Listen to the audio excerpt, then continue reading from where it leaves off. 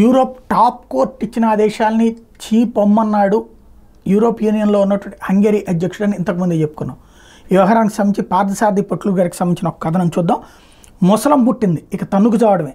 ఈసీజే European Court of Justice, Europe యూనియన్లో ఉన్న అన్ని దేశాల ప్రతినిధులు ఈసీజేలో ఉంటారు.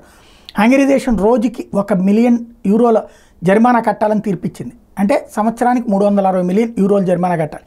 హంగరీ దేశం చేసిన నేరం ఏంటి? జస్ట్ ముస్లిం శరణార్థులకు ఆశ్రయం ఇవ్వడానికి నిరాకరించడమే. యూరోప్ సంస్కృతికి ముస్లింల సంస్కృతికి అస్సలు పొసగదు, యూరోప్ని ఇస్లామీకరణ చేయడానికి మేము ఒప్పుకోము అన్నది హంగరీ వాదన. హంగరీ దేశ నిర్ణయం మీద ఈసీజే మండిపడింది. లగ్జంబర్గ్లో ఉన్నటువంటి ఈసీజే కోర్టు తీర్పిస్తూ యూరోపియన్ యూనియన్ తీసుకున్న నిర్ణయాన్ని అమలు చేయడానికి నిరాకరించిన హంగరీ దేశంకి రోజుకి 1 మిలియన్ యూరోలు జరిమానా కట్టాలని తీర్పు చెప్పింది. రోజుకి అని ఎందుకంటే ప్రస్తుతం హంగరీ దేశ సరిహద్దుల వద్ద వేలాది మంది ముస్లిం శరణార్థులు వేచి ఉన్నారు. వాళ్ళని హంగరీ తమ దేశంలోకి అనుమతి ఇచ్చే వరకు రోజుకి 1 మిలియన్ యూరోలు జరిమానా కట్టాల్సి ఉంటుంది. నేరుగా హంగరీ దేశం మీద ఒత్తిడి తేవడానికి ఈసీజే ప్రయత్నిస్తోందని అర్థం చేసుకోవచ్చు. హంగరీ ఉక్రెయిన్కి ఆర్థిక సైనిక సహాయం చేయడానికి కూడా నిరాకరిస్తూ వస్తుంది. ప్రస్తుతం హంగరీ అధ్యక్షుడు తమాస్ సుల్యోక్ గత ఫిబ్రవరి నెలలో అధ్యక్షుడిగా బాధ్యత స్వీకరించాడు. అంతకుముందు హంగరీ దేశ అత్యున్నత న్యాయస్థానం చీఫ్ జడ్జిగా పనిచేశారు.